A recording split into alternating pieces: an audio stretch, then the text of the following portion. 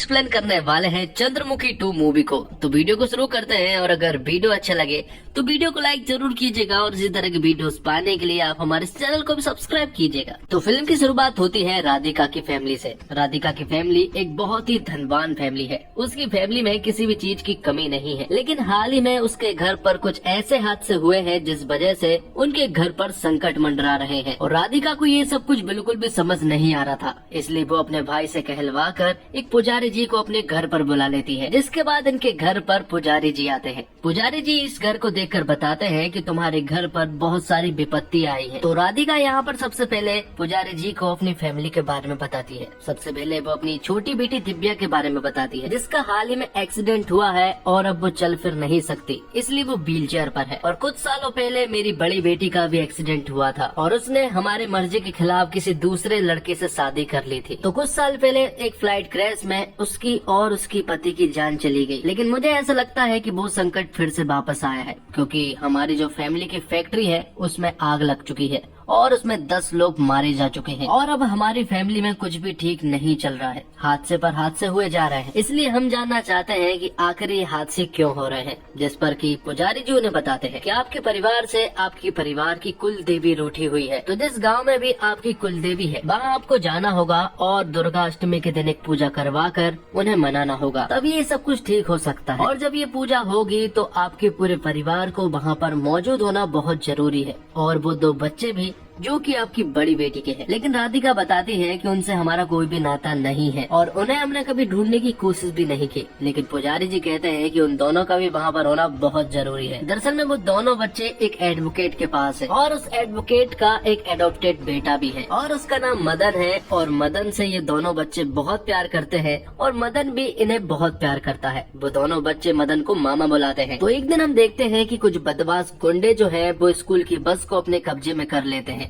जिनमें वो 2 बच्चे भी मौजूद थे। और जब ये लोग इन्हें मारने ही वाले होते हैं कि तभी यहाँ पर मदन की एंट्री हो जाती है, मतलब उन दोनों बच्चे के मामा की। जिसके बाद मदन इनकी खूब पिटाई करता है और सारे बच्चे को यहाँ से आसानी से बचाकर ले जा लेता है। अब आगे हम देखते हैं कि राधिका और उसकी फैमिली उस गांव में पहुँच जाती है जहाँ पर किनकी कुल देवी है। ये लोग एक घर में रुकते हैं और वो घर किसी महल से कम नहीं था। यहाँ इस घर का जो मालिक है वो बहुत ही गरीब टाइप का दिखता है और वो लोग कंफ्यूज हो गए थे कि ये घर उसी का है या फिर किसी और का। तो जो घर का मालिक होता है वो इन्हें पूरे घर को दिखाता है और कहता है घर के दक्षिण तरफ जाना मना है, क्योंकि वहाँ पर साफ सफाई नहीं हुई है, इसलिए वहाँ पर मत जाना। थोड़ी देर के बाद हम देखते हैं कि मदन अपने दोनों बच्चों को लेकर यहाँ पर आ गया था, क्योंकि राधिका ने इनके घर तक खबर पहुँचा दी थी। जिसके बाद मदन अपने दोनों बच्चे को लेकर यहाँ पर आता है और हवेली में घुसते ही उसकी मुलाकात होती है राधिका के भाई से, जो कि उनसे ठीक ढंग से बात नहीं कर रहा था। यहाँ तक कि राधिका भी उनसे ठीक ढंग से बात नहीं कर रही थी। राधिका तो ये चाहती है कि ये लोग यहाँ चुपचाप पूजा कराएं और तुरंत ही यहाँ से निकल जाए, लेकिन मदन बहुत अच्छे से जानता है कि इन लोगों को एक साथ कैसे करना है, क्योंकि वो घर को जोड़ने में एक्सपर्ट है। सबसे पहले मदन पूरी फैमिली के बैकग्राउंड को चेक करता है कि इस फैमिली में कौन कैसा है और इन्हें किस तरह से सुधारा जा सकता है। तो आगे हम देखते हैं कि फैमिली के सारे लोग जो है वो कुल देवी के मंदिर जाने लगते हैं, लेकिन उन दोनों बच्चों के साथ राधिका की फैमिली मदन को नहीं ले जाते हैं। तो वो दोनों बच्चे भी उनके साथ नहीं जाते हैं, लेकिन अभी तो वो सिर्फ मंदिर को चेक करने के लिए जा रहे थे, इसलिए राधिका की पूरी फैमिली ही चली जाती है।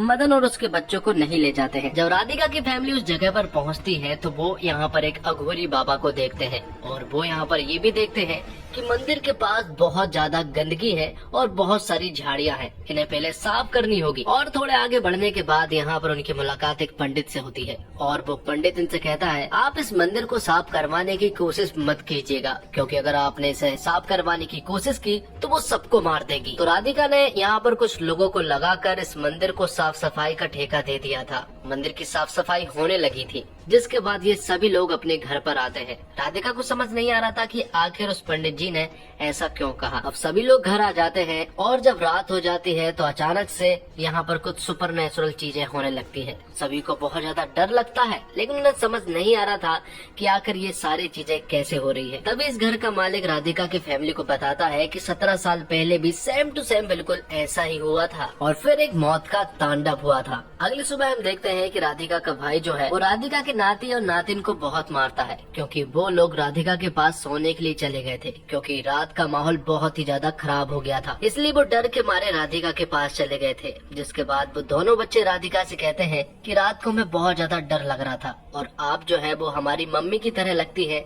इसलिए हम आपके पास सोने के लिए चले गए थे। ये सुनने के बाद तो राधिका का दिल पिघल जाता है और उन दोनों बच्चों को वो एक्सेप्ट कर लेती है और साथ ही इस फैमिली ने मदन को भी एक्सेप्ट कर लिया था। अब उनके बीच सब कुछ ठीक हो गया था। तभी उनके घर पर एक आदमी आता है और वो यहाँ पर राधिका को बताता है कि जिन लोगों को आपने मंदिर की साफ सफाई के लिए रखा गया था, उनमें से 2 लोगों की जान चली गई है, जिनमें से एक की मौत करंट लगकर हुई है तो दूसरा पानी में डूब गया है। इसलिए वो आदमी कहता है कि आप उस मंदिर की साफ सफाई ना कराएं और आप जहाँ से आए हैं वहाँ वापस चले जाएं, वरना यहाँ पर बहुत सारी प्रॉब्लम्स आ जाएंगी। अब अगले दिन राधिका उस पंडित जी से मिलने के लिए जाती है। वो पंडित राधिका को बताता है इस मंदिर में चंद्रमुखी का भूत है और जो भी इसे साफ करने की कोशिश करता है वो मारा जाता है। आपने 10 लोगों को काम पर लगाया था, उनमें से 2 लोगों की जान चली गई है और 8 लोग भाग गए हैं और डर के कारण अब मुझे नहीं लगता है कि आपको कोई ऐसा इंसान मिलेगा जो कि इस मंदिर को साफ कर पाएगा। ये सुनने के बाद मदन यहाँ पर आता है और वो ठान लेता है कि वो ही इस मंदिर को साफ करके रहेगा, क्योंकि उसे ऐसा नहीं लगता है कि जिन 2 लोगों की जान गई है उन्हें चंद्रमुखी ने मारा है, क्योंकि एक को हार्ट अटैक आया था और दूसरे ने गीले हाथों से बिजली के तारों को पकड़ लिया था, इसलिए करंट लगने की वजह से उसकी भी मौत हो गई। जिसके बाद मदन खुद ही इस मंदिर को साफ करने लगता है और मंदिर की सारी झाड़ियों को आग लगा देता है और इस मंदिर को पूरी तरह से साफ कर देता है। लेकिन तभी वहाँ दूर एक अघोरी बाबा ये सब कुछ होता हुआ देख रहा था। वो पूरी तरह से हैरान था कि ये कैसे हो सकता है, क्योंकि ये तो असंभव है। तब यहाँ पर उस अघोरी बाबा को मालूम चलता है कि इसे तो सिर्फ एक ही आदमी कर सकता है और उसे लगता है कि वो वापस लौट आया है। अब घर पहुँचने पर रात होते ही घर का माहौल और भी ज्यादा बिगड़ने लगता है। तब इस घर का जो मालिक होता है वो सभी को चंद्रमुखी की स्टोरी बताता है। बहुत सालों पहले ये चंद्रमुखी का राज हुआ करता था, लेकिन एक दिन इसे राज पर दूसरे राजा की नजर पड़ गई। उसने इस राज पर हमला किया और इस राज को अपने कब्जे में कर लिया। उस राजा का सबसे भरोसेमंद सिपाही बेटिया था और जब एक दिन राजा ने यहाँ पर चंद्रमुखी को देखा तो वो उसके प्यार में पागल हो गया। उसने तुरंत ही बेटिया को ये ऑर्डर दिया कि वो तुरंत ही चंद्रमुखी को मेरे पास लाए। ये सुनने के बाद यहाँ पर बेटिया जो है वो चंद्रमुखी को लेने के लिए निकल पड़ा था, लेकिन यहाँ पर बेटिया ने जब चंद्रमुखी को देखा तो उसे भी उससे प्यार हो जाता है और अब वो किसी भी हालत में चंद्रमुखी को पाना चाहता है। इस वजह से राजा और बेटिया के बीच में बहुत ही खतरनाक लड़ाई हो जाती है। बेटिया ने सिर्फ और सिर्फ चंद्रमुखी के लिए पूरे के पूरी सेना से पंगा ले लिया था, लेकिन आखिर में जीत होती है बेटिया की, क्योंकि उसने राजा को मार दिया था। जिसके बाद बेटिया जो है वो चंद्रमुखी को कुल देवी के मंदिर ले जाता है। वहाँ जाने पर चंद्रमुखी उसे बताती है कि वो किसी और से प्यार करती है और वो उसी से शादी करेगी और अगर तुम मुझे जबरदस्ती पाने की कोशिश करोगे तो मैं अपने आप को मार दूंगी। ये सुनने के बाद यहाँ पर बेटिया को गुस्सा आ जाता है और वो यहाँ पर चंद्रमुखी और चंद्रमुखी के आशिक को जान से मार देता है। लेकिन कुछ ही दिनों के बाद बेटिया को बहुत ही अजीब लगने लगता है और उसे भी एक सांप काट लेता है, जिस वजह से बेटिया की भी जान चली जाती है। अब कुछ दिनों के बाद हम पुजारी जी को देख पाते हैं जो कि हवेली आ चुके थे और वो इस हवेली को देखकर बताते हैं कि इसी घर में से किसी एक इंसान के अंदर चंद्रमुखी का भूत है और चंद्रमुखी ने उसे पूरी तरह से बस में करके रखा है। इसलिए वो यहाँ पर एक पूजा करवाते हैं और एक सर्कल बनाते हैं। बारी बारी से सभी को सर्कल में लाकर खड़ा करते हैं और यहाँ पर सभी को मालूम चलता है कि दरअसल में राधिका की जो छोटी लड़की है दिव्या, जो कि चल नहीं सकती, व्हील चेयर पर है, उसी के अंदर चंद्रमुखी का साया है और उसे पूरी तरह से बस में किया गया है। लेकिन इस वजह से अब दिव्या चल फिरने लगी थी। लेकिन चंद्रमुखी ने सबसे कहा था कि आपने कुल देवी के मंदिर को साफ सफाई करवा कर बहुत ही गलत किया है और अब वो सभी को जान से मार डालेगी। तो अब दिव्या ठीक हो जाती है और वो अगले ही दिन कुल देवी के मंदिर जाने लगते हैं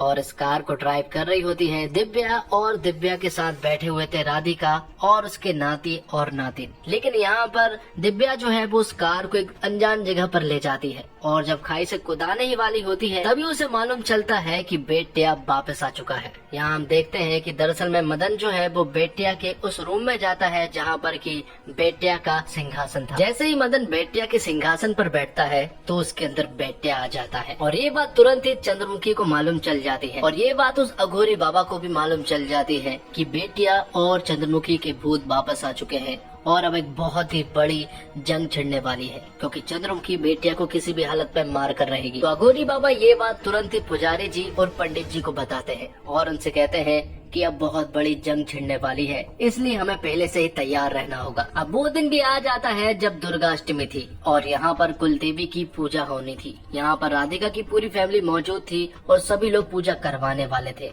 लेकिन तभी हम यहाँ पर चंद्रमुखी के भूत को देख पाते हैं और फिर थोड़ी देर के बाद हम यहाँ पर बेटिया को भी देख पाते हैं। उन दोनों के बीच में एक घमासान लड़ाई होती है। दोनों ही एक दूसरे के ऊपर पूरी तरह से टूट पड़ते हैं और लड़ाई करते हैं, क्योंकि दोनों एक दूसरे को बस मारना चाहते हैं। लेकिन चंद्रमुखी यहाँ पर बेटिया के ऊपर पूरी तरह से हावी थी, क्योंकि वो इस पल का हजारों सालों से इंतजार कर रही थी। तभी यहाँ पर बेटिया जो है वो एक पर्दे में छिप जाता है और तभी चंद्रमुखी यहाँ पर बेटिया की गर्दन को काट देती है और उसे जान से मार देती है। और फिर जैसे ही चंद्रमुखी का बदला पूरा होता है वो दिव्या के शरीर को छोड़ देती है और बाद में हमें मालूम चलता है कि दरअसल में चंद्रमुखी ने जिस इंसान को मारा है वो मदन नहीं था, बल्कि वो अघोरी बाबा था। दरअसल में उस अघोरी बाबा को ये श्राप था कि उसे मौत तब तक नहीं आएगी जब तक कि चंद्रमुखी उसे न मारे। इसलिए उस अघोरी बाबा ने प्लान बनाया था पुजारी और पंडित जी के साथ मिलकर और मदन के साथ मिलकर। तो यहाँ पर वो अघोरी बाबा श्राप मुक्त हो जाता है और चंद्रमुखी ने भी दिव्या के शरीर को छोड़ दिया था। और इसी के साथ ये फिल्म यहीं पर खत्म होती है।